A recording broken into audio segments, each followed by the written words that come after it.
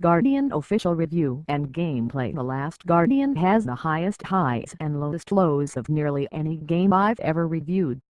When it works, the bond I forged with my furry and feathered friend Trico is unlike any other. Part playful companion, part protector, navigating team by SIE's gorgeous, melancholy world alongside this bird OG is something I will never forget. But between those moments, The Last Guardian is a mess of wonky controls, the poor camera, and some annoyingly finicky puzzles.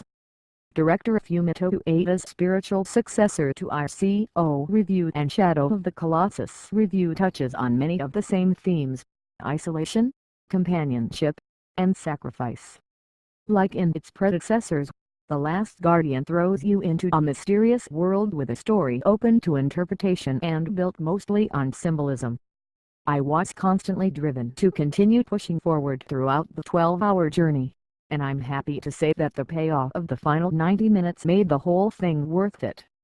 But the heart of The Last Guardian is the bond between the nameless boy and the unusual giant hybrid animal Trico, who has more life and personality than nearly any other AI companion I've ever seen in a game. Watching Trico grow from a scared, savage beast to an immensely loyal protector provides a wonderful character arc. Like an actual pet, Trico has a mind of his own, but he's usually predictable. Subtle touches, like way he shakes off after he's wet or stretches his legs after you make it to a more open area, give him a life of his own. I found myself occasionally just standing in place and watching Trico paw at a group of butterflies or reach up on his hind legs to sniff at low-hanging tree branches. When he behaved as he should, I found myself legitimately on my way to forgetting that Trico wasn't a living, breathing creature. You don't have direct control of Trico, but can prompt him with a series of commands and gestures that nudge the beast to jump, swipe, or head in the general direction. A lot of these are done while you're climbing on top of him, which mirrors that main, memorable mechanic of Shadow of the Colossus. Grabbing onto a tuft of feathers as Trico leaps from ledge to ledge can be oftentimes thrilling, but at the same time, the simple act of dismounting him is cumbersome. Many times I found my attempts to get back to solid land were thwarted by getting caught in my cute companion's weird underbelly.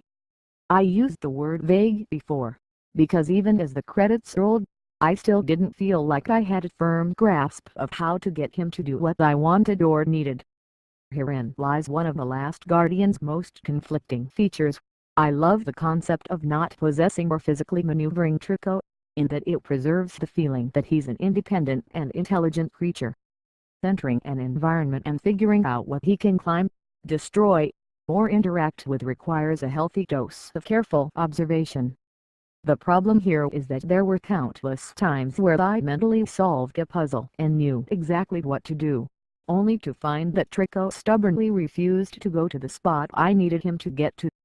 Whether he was facing the wrong direction and refused to turn around or was just a few steps to either side of where he needed to be to initiate a jump, I became exhausted by his refusal to heed my commands. A little bit of this obstinance added to Trico's charm, but it happened far too often, so most of the time it just bombarded me with frustration and made me lose any feeling that I existed in this world. If I tried a solution to a puzzle for 10 minutes only to find that I was trying the wrong thing, that's my fault. If I try a solution for 10 minutes only to find that it suddenly arbitrarily works because of a slight readjustment to Trico that was beyond my control, that's just plain annoying.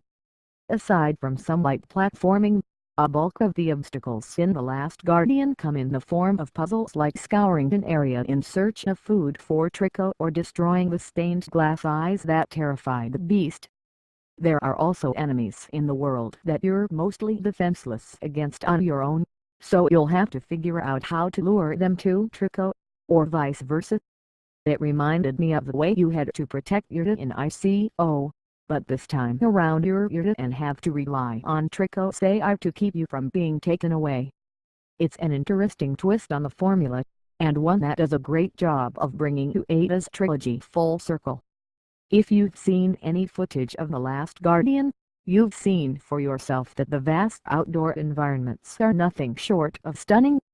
The colors, lighting, and architecture are unlike anything I've seen outside of Team by CO's games, and they especially shine during the thrilling chase sequences. Watching bridges collapse as you narrowly escape danger, all under the beauty of a wonderful lighting system that adds incredible depth to the world, is fantastic. This, coupled with a moving and memorable score, made for a whole mess of unforgettable moments in the 12 hours it took me to complete it. But then you go indoors, and many of the cramped interiors feel drab. Worse, they highlight The Last Guardian's glaring camera issues.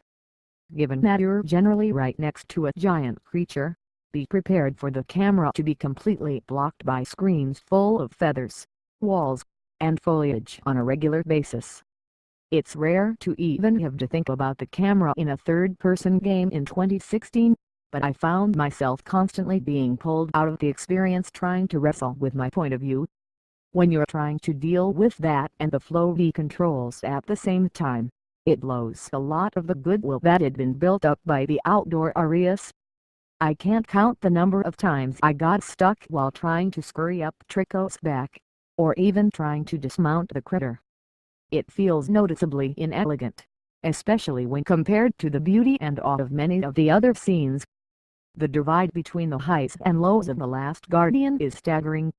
For every wonderful moment of absolute beauty and emotional attachment to its lifelike companion, there's an equal and opposite baffling moment that ruins the mood with frustrating controls and camera angles.